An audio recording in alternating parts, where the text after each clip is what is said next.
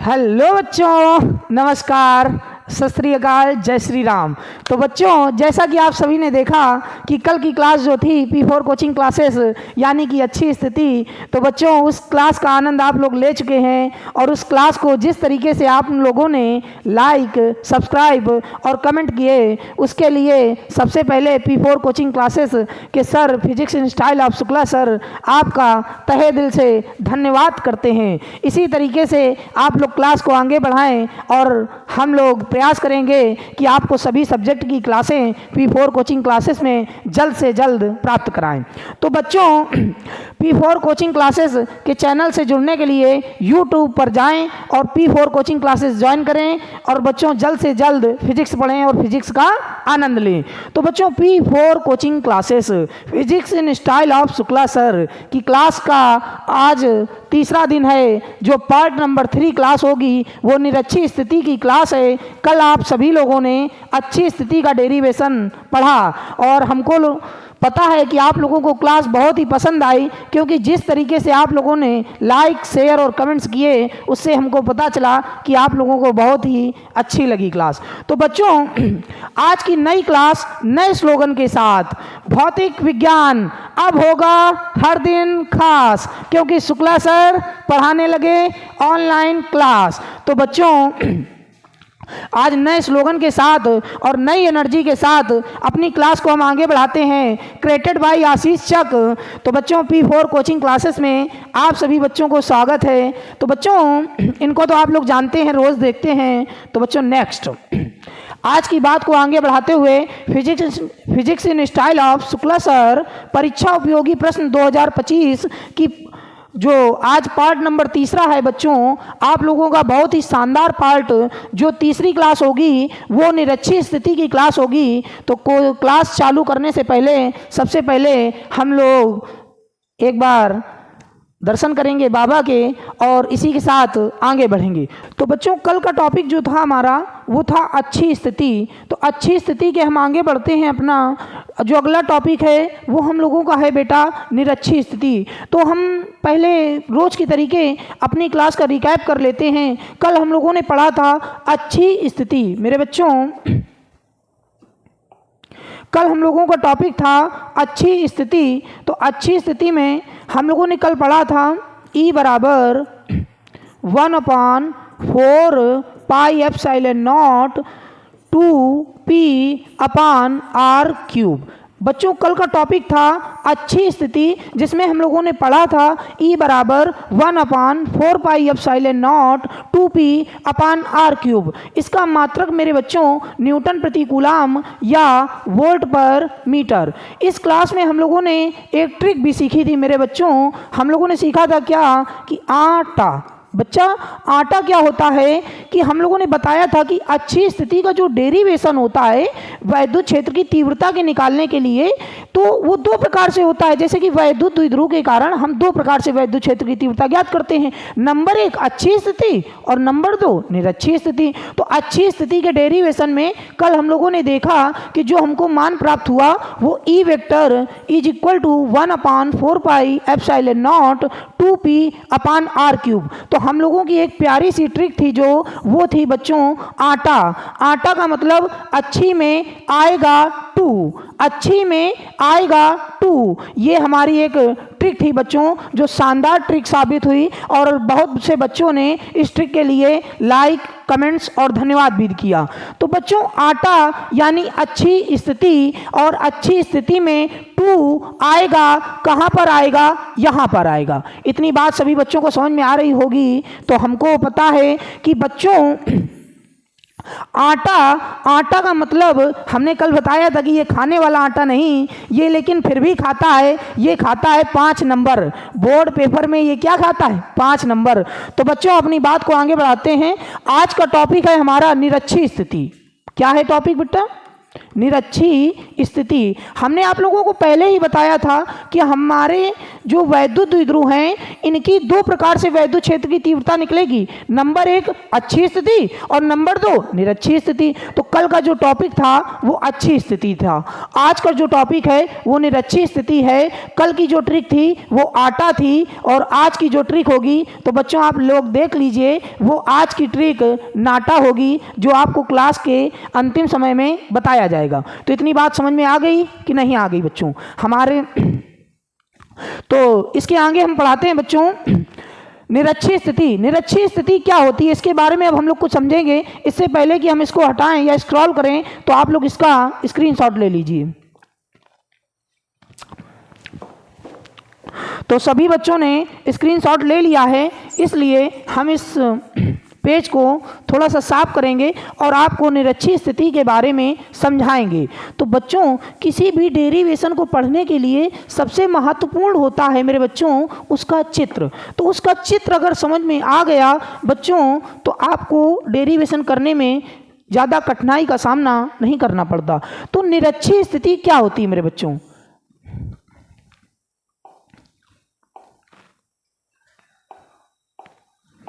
निरक्षीय स्थिति में हम लोगों ने कल अच्छी स्थिति में देखा था कि एक वैद्युत द्विध्रुव लेते हैं जिसमें ए बिंदु पर -q तथा बी बिंदु पर +q स्थित कराते हैं और इस वैद्युत द्विध्रुव के मध्य बिंदु O से इसकी पूरी दूरी मेरे बच्चों 2l होती है और इसके मध्य बिंदु O से अक्ष की दिशा में अगर बढ़ें, यानी कि इस दिशा में बढ़ें मेरे बच्चों, इस दिशा में अगर डॉटेड के रूप में आगे बढ़ें तो वो स्थिति कहलाती है अच्छी स्थिति। अगर इस स्थिति यानी कि इसके मध्य बिंदु से ऊपर की ओर यानी कि इस तरीके से अगर आगे बढ़ें तो वो कहलाती है निरक्षीय स्थिति। जहाँ पर हमको कोई बिंदु मान लेते हैं उदासीन बिंदु P है, क्या है? उदासीन स्थिति, यानी कि ऊपर की ओर हम लोग अगर बढ़ें तो उसे बोलते हैं निरक्षीय स्थिति। अक्ष के ऊपर चलने पर जो स्थिति कहलाती है वो निरक्षीय स्थिति और अक्ष की दिशा में जो चलते हैं उसे बोलते हैं अच्छी स्थिति। तो बच्चों इस टॉपिक की शुरुआत हम लोग कर चुके हैं, तो हम लोगों को समझ में आ चुका है कि निरक्षीय स्थिति यानी कि हम लोगों को इस बिंदु पर यहाँ पर कल हम लोगों ने क्लास में निकाला था अच्छी स्थिति में, आज हम लोगों को निकालना है निरक्षीय स्थिति में। तो बच्चों चित्र के बारे में आप लोग समझ चुके हैं। हम लोगों को मेन मकसद था कि निरक्षीय स्थिति कहाँ होती है, यानी कि निरक्षीय पॉइंट कहाँ होता है। तो हम लोगों को समझ में आ गया कि निरक्षीय पॉइंट ऊपर होता है। तो बच्चों अब क्लास को आगे बढ़ाते हैं। हाँ, तो निरक्षीय स्थिति या अनुप्रस्थ स्थिति हमने जैसा कि बताया था कि अच्छी स्थिति को अनुदैर्घ्य स्थिति बोलते हैं, इसी प्रकार निरक्षीय स्थिति को अनुप्रस्थ स्थिति बोलते हैं। तो बच्चों इस क्लास की शुरुआत, मान लो एक वैद्युत द्विध्रुव AB वायु अथवा निर्वात में रखा है। बोलो, मान लो एक वैद्युत द्विध्रुव AB वायु अथवा निर्वात में रखा है। तो सबसे पहले हम लोग बच्चा इतना ही करेंगे। मान लो एक वैद्युत द्विध्रुव जिस प्रकार हम लोग थ्योरी को पढ़ेंगे उसी प्रकार से हम लोग चित्र को बनाएंगे। तो बच्चों आपको ज़्यादा कठिनाई का सामना भी नहीं करना पड़ेगा और आराम से आप इस डेरिवेशन को सीख लेंगे। मान लो एक वैद्युत द्विध्रुव AB जो कि वायु अथवा निर्वात में रखा है, जिसके A बिंदु पर -q तथा B बिंदु पर +q आवेश है। इस वैद्युत द्विध्रुव के मध्य बिंदु O से इसकी जो बेटा अल्प दूरी है वो 2l है और इस वैद्युत द्विध्रुव के मध्य बिंदु यानी बीच के बिंदु O से r दूरी पर निरक्षीय स्थिति में, किस स्थिति मेरे बच्चों? निरक्षीय स्थिति में एक बिंदु P है जहां पर हमको वैद्युत क्षेत्र की तीव्रता की गणना करनी है मेरे बच्चों। क्या करनी है? वैद्युत क्षेत्र की तीव्रता की गणना करनी है। तो बच्चों इतना तो हम लोगों ने कल भी किया था। मान लेते हैं ये अगर पूरी दूरी 2l है तो इसको अगर दो भागों में बांट दें, मध्य बिंदु है तो ये l हो जाएगी। अगर बच्चों अब हम लोगों को इसके आगे क्या करना है, हम लोगों को +q आवेश के कारण और -q आवेश के कारण वैद्युत क्षेत्र की तीव्रता निकाल के व्यंजक प्राप्त करना है। तो बच्चों अगर इसको और इसको मिला दें तो कुछ इस प्रकार से मिलाएंगे बच्चों, और अगर इसको मिला दें तो कुछ इस प्रकार से मिलाएंगे। तो अब आप लोगों को पता है कि सर प्लस क्यू आवेश के कारण जो वैद्युत क्षेत्र की तीव्रता होती है वो तो सर दूर होती है, यानी कि जो E1 वेक्टर होगा मेरे बच्चों वो किधर की ओर होगा, ऊपर की ओर। किधर होगा, ऊपर की ओर। आप कहोगे सर कि माइनस क्यू आवेश के कारण जो वैद्युत क्षेत्र की तीव्रता होती है वो तो बच्चा माइनस क्यू आवेश की ओर होती है, ये कल बताया था हमने, बताया था कि नहीं बताया था, बोलो भाई। तो बच्चा E1 वेक्टर ऊपर, E2 वेक्टर नीचे। इतनी बात सबको समझ में आ गई होगी।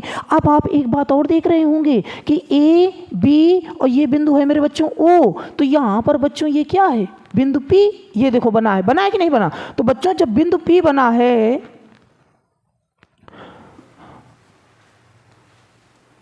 तो बच्चों बिंदु P जो बना है यहां पर हमको वैद्युत क्षेत्र की तीव्रता ज्ञात करनी है, E वेक्टर।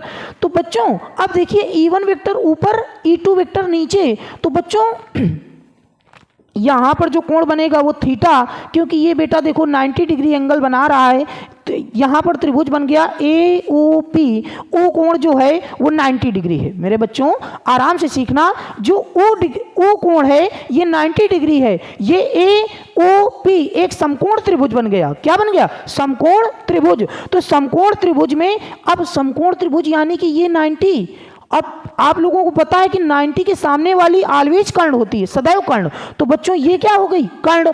अब ये दूरी r है, ये दूरी l है। तो हम लोगों को पता है समकोण त्रिभुज यानी कि पाइथागोरस प्रमेय से यहाँ पर आ जाएगा बच्चों, ये जो दूरी है ये दूरी आ जाएगी √r² प्लस l²।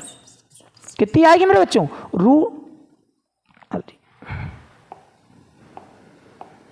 बच्चों ये दूरी कितनी आएगी, r² प्लस l²। इतनी बात समझ में आ गई कि नहीं आ गई। अब आप लोग देख रहे होंगे कि जो त्रिभुज AOP है वो त्रिभुज BOP के बराबर है। तो बच्चों ये दूरी है, ये भी दूरी कितनी आ जाएगी बच्चों, r² plus l²।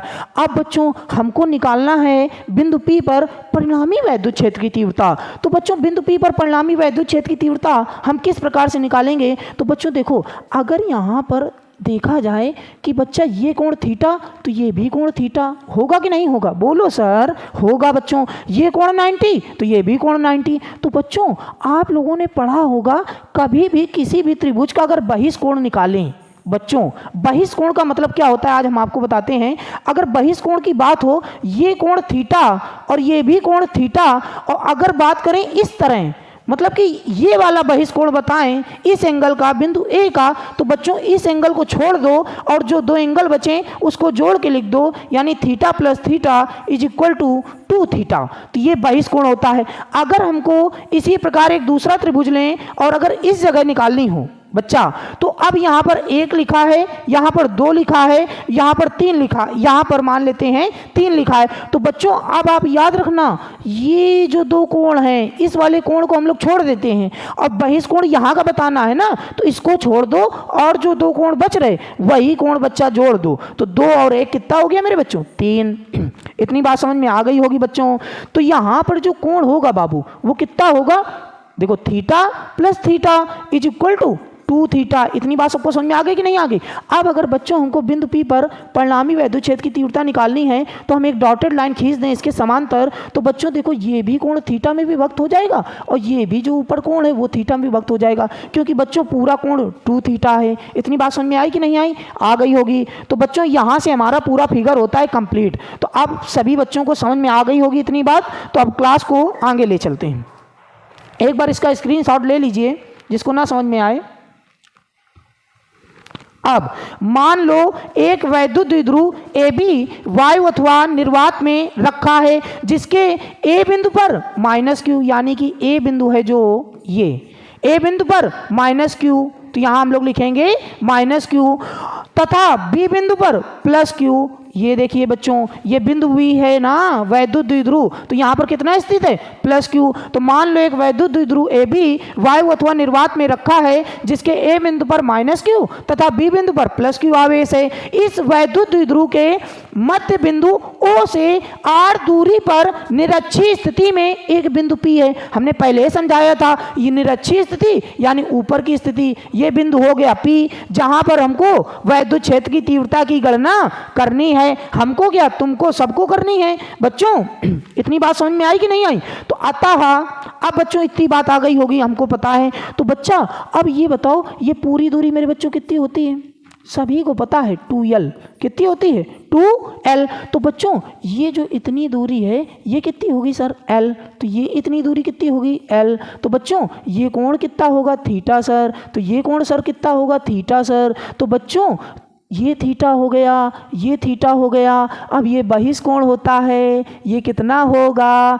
2 theta sir. इतनी बात समझ में आई कि नहीं आई? आ गई होगी। तो बच्चों अब इतनी बात का आनंद उठाते हुए ये बिंदु ओ डाल देते हैं हम लोग। अब E1 वेक्टर मेरे बच्चों कहाँ होता है? प्लस क्यू आवेश के कारण ऊपर की ओर होता है। किधर होगा? क्योंकि प्लस क्यू आवेश से वैद्युत क्षेत्र की तीव्रता दूर, और जो E2 वेक्टर होगा वो नीचे की ओर होगा, क्योंकि माइनस क्यू आवेश की ओर वैद्युत क्षेत्र की तीव्रता होती है। अब बच्चा यहाँ पर लिखा है, मान लो एक वैद्युत द्विध्रुव AB वायु अथवा निर्वात में रखा है, जिसके A बिंदु पर माइनस क्यू तथा B बिंदु पर प्लस क्यू आवेश है। इस वैद्युत द्विध्रुव के मध्य बिंदु O से R दूरी पर निरक्षीय स्थिति में एक बिंदु P है, जहां पर हमें वैद्युत क्षेत्र की तीव्रता की गणना करनी है। अतः बिंदु P पर वैद्युत क्षेत्र की तीव्रताएं प्लस क्यू व माइनस क्यू आवेश के कारण क्रमशः E1 वेक्टर। अब बच्चों ये जो होगा, देखो E1 वेक्टर जो प्लस क्यू आवेश के कारण है वो किस दिशा में है बउआ? BP दिशा में। देखो B से P की ओर, ऊपर की ओर जा रही है मेरे बउआ। तो E1 वेक्टर जो है वो इधर की ओर होगी, और जो देखो BP दिशा में व E2 वेक्टर PA दिशा में। देखो मेरे बच्चों जो E2 वेक्टर होगी ये, यानी कि जो E2 वेक्टर है वो PA दिशा में, यानी P से A की ओर। देखो माइनस क्यू आवेश के कारण वैद्युत क्षेत्र की तीव्रता पास और प्लस क्यू आवेश के कारण वैद्युत क्षेत्र की तीव्रता दूर होती है। इतनी बात सभी बच्चों को समझ में आ गई होगी। तो हम क्लास को आगे स्क्रॉल करते हैं बाबू। नेक्स्ट, अब लिखा है त्रिभुज AOP में। बच्चों एक बात बताएं आप लोगों को, ये जो टॉपिक है ना निरक्षीय स्थिति, पूरे यूट्यूब के इतिहास में जिस विधि से आज बताएंगे तो आप लोग देखेंगे कि सर कुछ ना कुछ तो अलग अंदाज है इस क्लास का। सर जी कुछ ना कुछ तो सही तरीके से आपने बताया है, इतने सरल तरीके से बताएंगे कि आप लोगों को लगेगा कि नहीं सर कुछ अनोखा है, कुछ अच्छा आज हम लोगों ने पाया है। तो बस क्लास में बने रहिएगा बच्चों।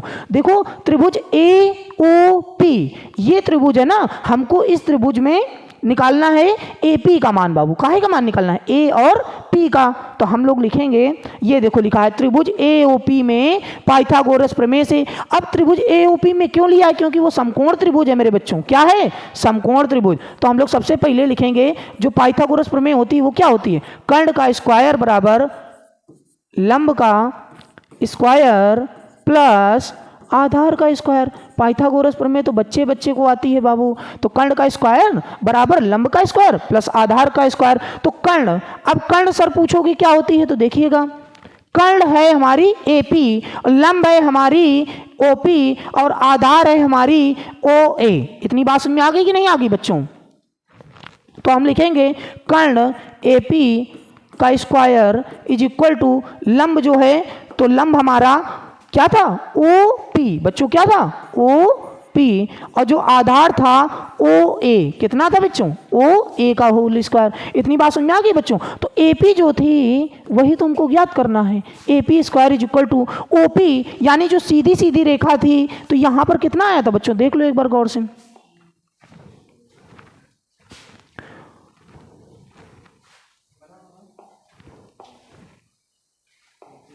ये देखिए जो OP है ये बच्चों R दूरी पर एक निरक्षीय स्थिति में एक बिंदु P था, तो वहीं पर तो ज्ञात करना था। और ये दूरी L है बच्चों, तो हम लोग अब यहाँ पर रख देंगे, यानी कि लंब की जगह हम लोग रखेंगे R स्क्वायर और प्लस आधार की जगह रखेंगे L स्क्वायर। तो इतनी बात समझ में आ गई होगी मेरे प्यारे बच्चों को। तो AP इज इक्वल टू बच्चों R square plus L square. जब यहाँ से हम स्क्वायर हटाएंगे यानी वर्गमूल लेंगे तो इधर लग जाएगा मेरे बच्चों रूट। क्या लग जाएगा? रूट।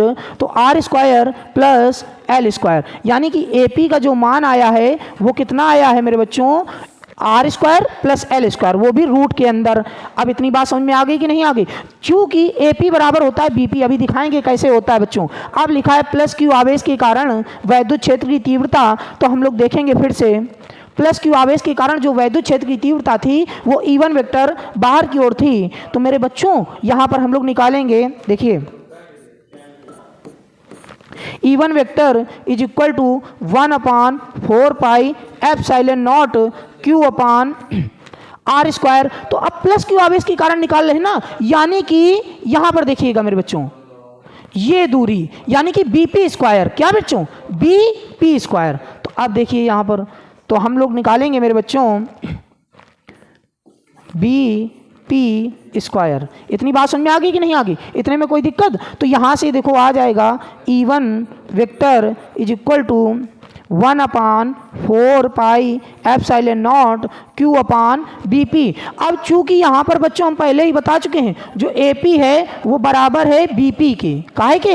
जो AP है वो बराबर है BP के, और AP बराबर क्या आया था मेरे बच्चों? Root R square plus L square. तो मेरे बच्चों यहाँ पर क्या आ जाएगा? Root R square plus L square. इतनी बात समझ में आ गई कि नहीं आ गई? और आर स्क्वायर होता है मेरे बच्चों, तो यहाँ पर ये स्क्वायर हो जाएगा। इतनी बात समझ में आ गई? आ गई होगी मेरे बच्चों। तो इस क्लास को बच्चों इतना गौर से देख लो कि दोबारा इसको लगाना ना पड़े, समझ में आ जाए एक बार में। अब तो बच्चों एक बार फिर से देखेंगे हम लोग, E1 vector is equal to 1/4 pi epsilon naught 1। तो बच्चों E1 vector is equal to 1/4 pi epsilon naught Q upon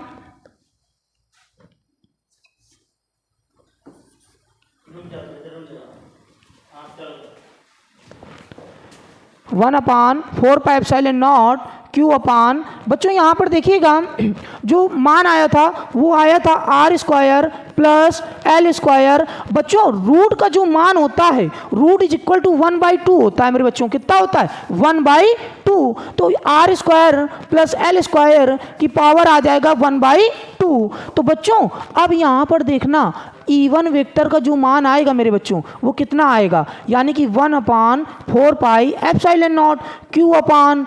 अब बच्चों देखो जब स्क्वायर किया जाएगा तो मेरे बच्चों कितना आएगा? जब रूट हटेगा, देखना जब रूट, ये वाला जो रूट है ये आ गया ये, और आर स्क्वायर था कि नहीं था? तो यहाँ पर तो 2 था पहले ही बच्चों, आर स्क्वायर था कि नहीं था? तो इस 2 से ये 2 हो गया खत्म। तो बच्चों यहाँ पर कितना बचेगा? R square plus L square की पावर 1। अगर लिखना चाहो तो लिख दो, नहीं तो कोई बात ना, अगर लिखने का मन है तो लिख सकते हो। इतनी बात समझ में आ गई? ये आ गया हमारा E1 वेक्टर का मान। काहे का मान? E1 वेक्टर का मान आ गया मेरे बउआ। अब माइनस क्यू आवेश के कारण वैद्युत क्षेत्र की तीव्रता, तो माइनस क्यू आवेश के कारण जो वैद्युत क्षेत्र की तीव्रता है वो E2 vector is equal to 1/4 pi epsilon naught Q upon. अब बच्चों यही फिर वही बात, माइनस क्यू आवेश के कारण, तो देखिएगा माइनस क्यू आवेश के कारण यानी ये दूरी हम लोग लेंगे, यानी PA, और PA का मान भी कितना आया था बच्चों? तो PA स्क्वायर बाबू। तो PA का मान कितना आएगा सर अब बोलोगे? तो अरे बच्चों जब AP बराबर BP हम बता चुके हैं तो फिर भी उसका मान वही आएगा, 1/4 पाई एप्सिलॉन नॉट Q अपान AP स्क्वायर या PA स्क्वायर। तो AP की जगह हम लोग फिर वही मान लिखेंगे। क्या लिखेंगे sir? Root R square plus L square is equal to whole square. इतनी बात समझ में आ गई कि नहीं आ गई मेरे प्यारे बच्चों? आ गई होगी इतनी बात समझ में। तो अब इसको स्क्रॉल करके हम आगे सॉल्व करते हैं। अब तो बच्चों अभी चलो हम यहां पर समझ लेते हैं मेरे बच्चों। तो E2 वेक्टर, तो बच्चों E2 vector is equal to 1/4 pi epsilon naught. इतनी बात को समझिएगा, क्यों लिखा है तो यहां पर हम लिख देंगे Q अपान में R square plus L square और रूट। तो रूट का मान होता है 1/2, तो हम लोग यहां पे लिखेंगे बच्चों R square plus L square की पावर 1/2 और इनटू में 2। तो ये 2 से ये 2 क्या हो जाएगा? कट जाएगा। तो ये भी कितना आ गया? अरे भगवान, हम लोगों को इससे एक बात पता चल गई। क्या पता चल गई? यानी कि E1 vector is equal to E2 vector. अरे भैया यही तो खेल है मेरे बच्चा। क्या खेल है कि E1 वेक्टर जो है वो E2 वेक्टर के क्या है, बराबर। इतनी बात समझ में आई कि नहीं आई? यानी कि E1 वेक्टर और E2 वेक्टर दोनों के मान कैसे हैं, बराबर। तो अब चलो, अब क्या हुआ, यानी कि जो E1 वेक्टर है, अब परिणामी तीव्रता देखना है हम लोगों को। अतः बिंदु P पर परिणामी वैद्युत क्षेत्र की तीव्रता, ये कौन सा बिंदु है, P4 कोचिंग क्लासेस में P बिंदु बहुत बार बार आता है। अतः बिंदु P पर परिणामी वैद्युत क्षेत्र की तीव्रता, तो E1 वेक्टर बेटा क्या था, ऊपर की ओर। इतनी बात समझ लेना, नहीं तो बहुत बड़ी विधि पढ़ते हो इसकी बेटा। अब हम बिल्कुल छोटी सी विधि बताएंगे, ये विधि ये समझ लो कि 2 मिनट में समझ में आ जाएगी। E1 वेक्टर ऊपर और E2 वेक्टर नीचे। तो बच्चों अब ये पूरा कोण कितना था, 2 थीटा, और ये कोण कितना था, थीटा। तो बच्चों हमको यहीं पर तो निकालनी है, यानी कि जो जब समझना मेरी बात को, जब दो तीव्रताएं हों, E1 वेक्टर ऊपर E2 वेक्टर इधर, और उनके बीच का एंगल हो 2 थीटा, कितना हो, 2 थीटा। और बच्चों अगर उसका रिजल्टेंट निकाला जाए, यानी परिणामी तीव्रता, रिजल्टेंट का मतलब होता है परिणामी तीव्रता, दो सदिशों का परिणामी निकाला जाए, रिजल्टेंट, जिसको R बोलते हैं। तो बच्चों हमको R तो निकालना है, लेकिन हमको तीव्रता का निकालना है, यानी हमको निकालना है E वेक्टर। क्या निकालना है, E1 वेक्टर ऊपर E2 वेक्टर नीचे। और जब रिजल्टेंट निकालना हो तो हमारा एक फार्मूला होता है। क्या फार्मूला निकल के आता है बच्चों, E बराबर 2, और सुनो तब निकल के आता है जब एक कंडीशन बनती है। कंडीशन क्या बनती है जानते हो बच्चों, यानी कि कंडीशन यहां पर बनेगी जब बच्चों क्या हो, इतनी चीजें बराबर हो। कितनी चीजें, समझने का प्रयास करना। E1 वेक्टर बराबर E2 वेक्टर, यानी कि जब E1 वेक्टर बराबर E2 वेक्टर हो और थीटा बराबर 2 थीटा हो। कितना हो, थीटा बराबर 2 थीटा। तो सर जो रिजल्टेंट आता है वो आता है E बराबर 2E1 कॉस थीटा बाई 2। अरे सर बस ये फार्मूला ले लो और इसमें मान रख दो और आंसर खटाखट पा लो। तो E बराबर 2E1 कॉस थीटा बाई 2। तो अब बच्चों ये आ गया बिंदु P पर परिणामी वैद्युत क्षेत्र की तीव्रता। तो बच्चों फट से इसको स्क्रीनशॉट ले लो, जल्दी लो स्क्रीनशॉट। यानी कि जब E1 बराबर E2 हो, थीटा बराबर 2 थीटा हो, तो एक फार्मूला होता है रिजल्टेंट का, यानी कि यहाँ पर जो परिणामी वैद्युत क्षेत्र की तीव्रता होगी वो होगी E बराबर 2E1 कॉस थीटा बाई 2। बच्चों एक बात याद रखना कि अभी हमने थीटा बराबर इसका मान नहीं रखा है, अभी ये केवल थीटा लिखा है। तो इतनी बात समझ में आ गई ना मेरे बच्चों, तो इतनी बात समझ में आ गई होगी मेरे बच्चों को। तो हम आगे बात बढ़ाया जाए तो ठीक है बच्चों। तो अतः बिंदु P पर जो परिणामी वैद्युत क्षेत्र की तीव्रता होगी तो बच्चों वो क्या होगी, समझने का प्रयास करना। तो अतः बिंदु P पर परिणामी वैद्युत क्षेत्र की तीव्रता, तो अतः बिंदु P पर परिणामी वैद्युत क्षेत्र की तीव्रता क्या होगी सर अब? तो बच्चों देखिएगा क्या होगी, हम बताते हैं अभी क्या होगी। E vector is equal to E1 vector minus E1 vector. अरे सर ये फार्मूला तो अच्छी का है, निरच्छी का फार्मूला तो ये लिखा है। तो यही तो हम बताना चाहते थे कि तुमको पता चला कि कुछ नहीं चला। यहां पर बिंदु P लिखना है बच्चों, क्या लिखना है, P। तो बच्चों अब हम अतः बिंदु P पर जो परिणामी वैद्युत क्षेत्र की तीव्रता है वो कितनी आई sir, E vector is equal to 2E1 cos theta by 2। इतनी बात आई समझ में कि नहीं आई? तो सर हम E vector is equal to 2E1 का मान रखें तो 1/4 पाई एप्सिलॉन नॉट। अब चाहे E1 का रख दो चाहे E2 का रख दो, क्योंकि दोनों मान हमारे क्या हैं, आपस में बराबर हैं। तो 1/4 pi epsilon naught Q upon बच्चों आया था R square plus L square की पावर 1। अब बच्चों कॉस थीटा, तो कॉस थीटा की जगह हम लोग रखेंगे 2 थीटा बाई 2, 2 से 2 कैंसिल कर देंगे तो केवल आएगा क्या, थीटा। तो बच्चों 2 से 2 कैंसिल और हाथ में है पेंसिल। तो इतनी बात समझ में आ गई बच्चों की नहीं आ गई? आ गई होगी। तो बच्चों हम नेक्स्ट बात पे आते हैं, यानी कि हमारा फार्मूला बन गया E vector is equal to 2 into 1/4 pi epsilon naught Q upon R square plus L square की power 1 into cos theta. Cos theta का मान सर क्या होता है? अरे सर ये त्रिभुज बना था। क्या त्रिभुज बना था? ये सर, यानी कि यहाँ पर त्रिभुज ए था, यहाँ पर ए ओ था और यहाँ पर पी था।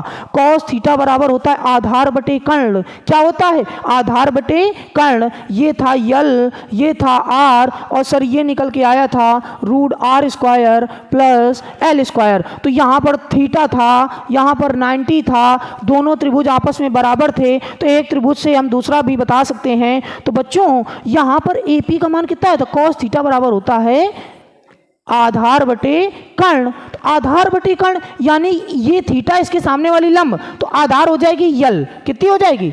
आधार कितनी होगी? एल। तो बच्चों आधार की जगह आएगा यल और कर्ण हो गया हमारा R square plus L square. इतनी बात समझ में आ गई कि नहीं आ गई? अगर ये ना लिखना चाहो रूट तो हम 1/2 भी लिख सकते हैं। तो हम लोग यहाँ पर कितना लिखेंगे? L upon root R square plus L square. तो sir E vector is equal to 2 multiply 1/4 pi epsilon naught Q upon R square plus L square और सर इनटू में एल। और सर ये देखो root R square plus L square लिखा है, तो sir हम इसको क्या लिख सकते हैं? R square plus L square की पावर 1/2। बच्चों क्या लिख सकते हैं? पावर 1/2। तो सर हमको पता है कि 1 प्लस 1/2 इज इक्वल टू 3/2, क्योंकि गुणा में घातें जुड़ती हैं। सभी को पता है कि नहीं पता? तो हम लोगों को यहाँ से पता चल रहा है कि यहाँ पावर 1 और यहाँ 1/2, तो इज इक्वल टू कितना हो जाएगा? 3/2। तो 2 multiply of 1/4 pi epsilon naught Q upon, देखो क्यू हो गया, यहाँ पर यल हो गया, तो ये आ जाएगा मेरे बच्चों R square plus L square की सर पावर आ जाएगा 3/2, क्योंकि गुणा में घातें जुड़ जाती हैं। तो बच्चों अब देखो यहाँ पर क्या होगा?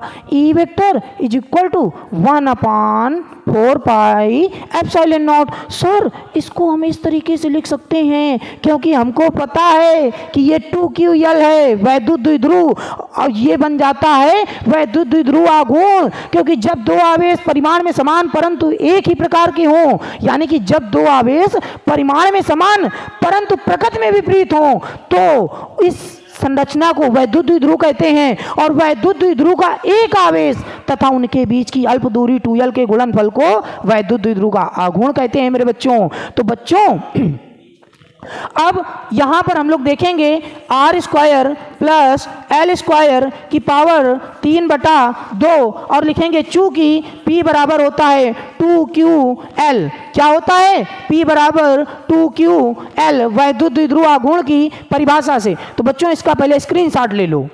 ले लिया? तो बच्चों अब आगे बात पे आते हैं। E vector is equal to 1/4 pi epsilon naught. अब बच्चों यहां पर P क्या हो जाएगा? P यानी कि 2ql इज इक्वल टू क्या होता है? P। तो यहां पर आ गया अब R square plus L square की पावर सर कितना आ गया? 3/2 सर। अब कहोगे चूंकि आर का जो मान है वो बहुत बड़ा है। किससे सर बड़ा है? यल से। तो सर आर स्क्वायर का मान तो और ज़्यादा बड़ा है। किससे बड़ा है? यल स्क्वायर से। अतः हमने कल बताया था कि छोटे बच्चों को ज़्यादा देर तक गोद में हम लोग नहीं लेते, अतः यल स्क्वायर को त्यागने पर, क्या करने पर मेरे बच्चों? एल स्क्वायर को त्यागने पर। तो बच्चों क्या आ जाएगा? देखो E vector is equal to 1/4 pi epsilon naught P upon R square की पावर 3/2। 2 से 2 कैंसिल, हाथ में है पेंसिल। तो बच्चों हमारा सिद्ध होके आ गया E बराबर 1/4 pi epsilon naught P upon R cube. अच्छा, कितने बच्चे कह रहे कि सर ये बहुत कठिन विधि से बताया है। बताओ बच्चों, कितने बच्चे ऐसे हैं जिनको लग रहा कि जो ये डेरिवेशन अभी हमने प्रूव किया, ये E vector is equal to 1/4 pi epsilon naught P upon R cube, इन कितने लोगों को लग रहा कि ये कठिन है? कौन कह रहा बताओ भाई बच्चा?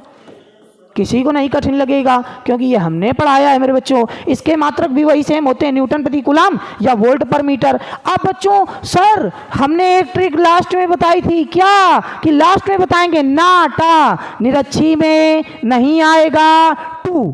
अरे सर कहाँ नहीं आएगा? ये देखो सर, यहाँ नहीं आएगा। कहाँ? यहाँ अच्छी में टू आएगा और निरक्षी में टू नहीं आएगा।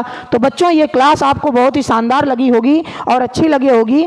तो बच्चों यहाँ से आपका टॉपिक होता है ख़त्म। और बच्चों हम लोग मिलेंगे नेक्स्ट क्लास में। न्यूमेरिकल की वैल्यू के लिए हम लोग बेटा इसका मान जो होता है वो रख देते हैं 9 × 10⁹ पी अपान आर क्यूब। ये बात याद रखना बच्चों और की पॉइंट बना के नोट कर लेना। हमारी सिंपल सी ट्रिक जो शुक्ला सर के द्वारा बताई गई वो क्या है मेरे बच्चों? निरक्षी में नहीं आएगा टू, अच्छी में आएगा टू। तो बच्चों सभी लोग बच्चों को हमारी तरफ से P4 कोचिंग क्लासेस की तरफ से धन्यवाद। तो बच्चों इसी के साथ हम अपने टॉपिक को समाप्त करते हैं और आशा करते हैं कि आपको ये क्लास समझ में आई होगी। तो बच्चों अगर समझ में आया हो तो लाइक, कमेंट्स और सब्सक्राइब जरूर करें। कमेंट्स में हमको बताएं कि आपको अब किस टॉपिक की क्लास की ज़रूरत है। नमस्कार।